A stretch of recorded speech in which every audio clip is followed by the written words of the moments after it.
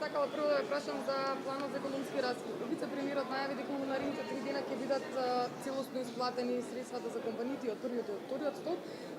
Колку што се сеќавам, околу 50 милиони евра оваа година беа предвидени токму за планот за економски раст. Колку од средствата се искористени од компаниите, колку фирми точно ќе добијат средства и по сите столбови и статистика ако може да ни кажете како оваа година искористеноста на парите од планот за економски раст. Господин Тангјушев ќе каже, јас знам дека со оваа бројка стигаме до некаде повеќе од 250 компании. Драго ми е што тие токму компании го дигат просекот на платите во Македонија. Огромен е процентот на реализација на буџетот за поддршката на компаниите, односно со сето она што конечно со ребалансот беше предвидено, верувам се исплаќа до самиот крај, но еве деталите ќе каже потпредседателот на владата Ангјушев, заради тоа што и тој располага со тој буџет. Значи, сите предвидени средства во буџетот и ребалансот на буџетот кои што беа за поддршка на економијата во Република Македонија ќе се искористени. Заклучно со утре ќе бидат сите исплатени, над 250 компании во Република Македонија ќе бидат помогнати. Мерките ќе бидат распределени преку 3 во главно столба на исплата, а тоа ќе бидат директно значи за финансиска поддршка на инвестициите, понатаму како активни мерки за вработување и преку фондот за иновативност и технолошки развој за малите, микро и средни предпријатија. Колка е вкупната сума, може да ни кажете? Таа што беше предвидена во буџетот, значи повеќе од 35 милиона евра. Може ли да ни кажете, владата донела мерки за чиникот некои вчера дека ќе се продолжат преговорите, бидејќи компаниите и натаму тврдат дека ќе имаат проблеми?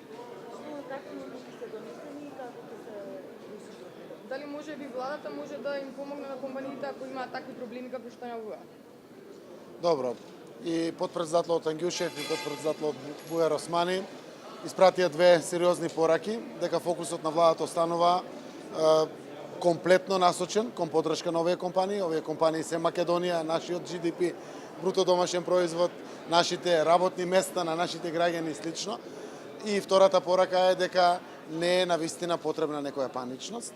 Се работи за просек од 3 години, зголемен за 5%. Проблемот е што сега е квота.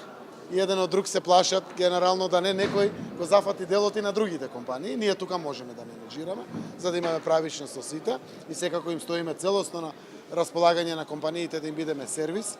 Имаме дополнителна квота или таа глобалната, која што од било која земја ако не се искористи можеме дополнително да ја искористиме. Проблемот е што преку квотите оние амбициозни планови кои што се направени од страна на компаниите, а се многу по-големи од просекот од 3 претходни години, не може до крај да се исполнат. Тука е самиот проблем, но верувам ако овие планови имаат тенденции, сакам да ги охрабрам компаниите да продолжат со своите планови, секој пат ќе се изнајдат решенија. Македонија блеска во очите на Европската унија и секој пат разбирање мора да имаме нова работа. Работеше потпредседателот Ангјушев, работеше потпредседателот Бујар Османи, министерот за економија. Лично разговарав со председателот на Европската комисија Јункер, сите заедно на оваа тема.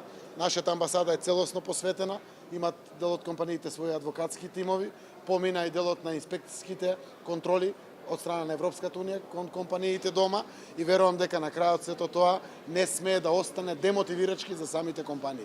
Така да оние стотици милиони, 200 милиони евра апсолутно не е тоа вистина, но секако целосно будно око и фокус остануваме кон поддршка на компаниите и со намерата да бидат охрабрени и да продолжат во имплементација на своите планови за 2019. А премиере, дали доколку нема цензус за избор на председател, се размислува веќе да се подготват уставни измени со кои тој би можел да се бира во собранието и да ни кажете како во вашата партија во СДСМ ќе се бираат кој ќе биде кандидат за председател и како со коалицијските партнери тоа ќе се согласи? И колку тешки прашања. Крај на година. Сакам оптимистички да размислувам, не доколку нема цензус, дај да успееме да има цензус. Тоа е редот по устав, по закон да избереме председател. Мандатот на председателот Иванов завршува на 12 мај, колку што знам, како што тоа е определено. Македонија ќе има нов председател и согласно тоа да бидеме позитивно фокусирани на успешни избори, демократски избори, кои што навистина ќе го изберат првиот човек на државата, новиот председател на Македонија.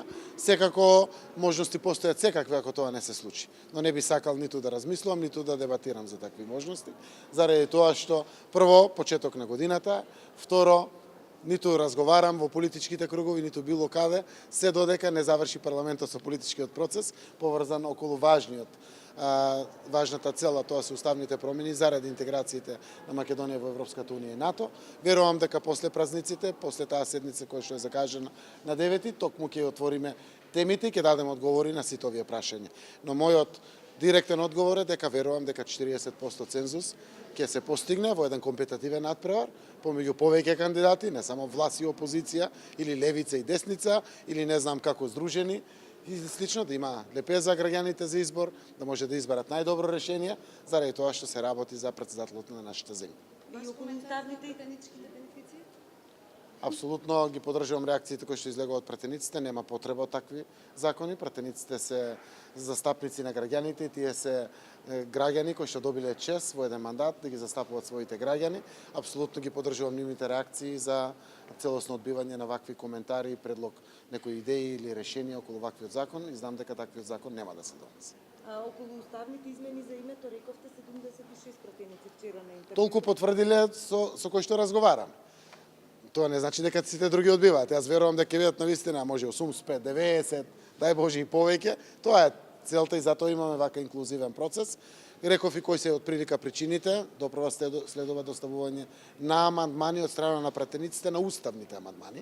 Веројатно луѓето сакаат да се вградат, да дадат свој прилог внатре, свој коментар и согласно тоа, кога ќе завршат сите тие постапки, да ги кажат своите ставови по основ на оваа прашање. Јас сум им благодарен на сите кои што го истакнуваат својот позитивен став. До сега заради тоа што тоа го прави и за мене како председател на владата или предводник на ваквиот процес за парламентот, но најповеќе за граѓаните. Поизвесен овој процес кој што доаѓа, но останувам оптимист дека најмалку двотретинско мнозинство или 80 пратеници ќе има на седницата на 9 јануари. Вие не се кандидирате за председател, дефинитивно соопштивте вчера. Јас дефинитивно не се кандидирам за председател. Значи, Зоран Заев не е кандидат за председател.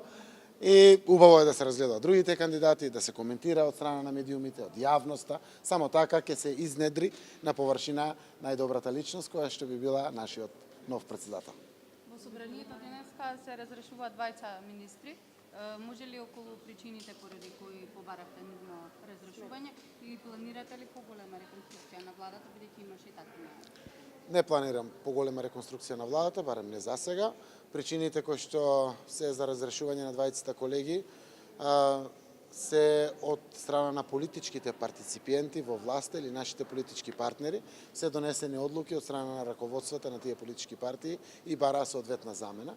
Јас можам да го изразам задоволството од работата и соработката со двајцата министри, да им се заблагодарам на нивниот ангажман, да ги поканам да останат во ангажман на јавниот сервис преку извршната власт, служејќи им на граѓаните. Верувам дека ќе се најдат можности за понатамошен нивен ангажман. Веќе лично јас размислувам, следуваат разговори со двајцата досегашни министри. Верувам дека парламентот ќе ја поддржи ваквата промена, заради тоа што сме на крајот и политичка влада, каде што своите партиципиенти, политичките партии, имат и свое учество, покрај другите кои што учествуваат од коморите, независни луѓе имаме во владата и слично, да дадат свои нови представници кои што достојно ќе им служат на граѓаните како министри во владата на Република Македонија. Уште една одлука била донесена на влада за некое ново задолжување од околу 9 милиарди денари, ако не се лажам, значи максимално. Не, тоа се одлуките кои што на крајот на годината се дават како рамка на Министерството за финансии. Завршува годината, секоја година тоа се прави, се донесува одлука, се дава една рамка и Министерството за финансии ги носи после своите одлуки. Најголем дел е тоа за рефинансирањето. Знаете дека обично се земат краткорочни кредити, се враќаат исто така краткорочни обврски на државата. Тоа е таа рамка која што вчера беше утврдена. Ви благодарам на сите.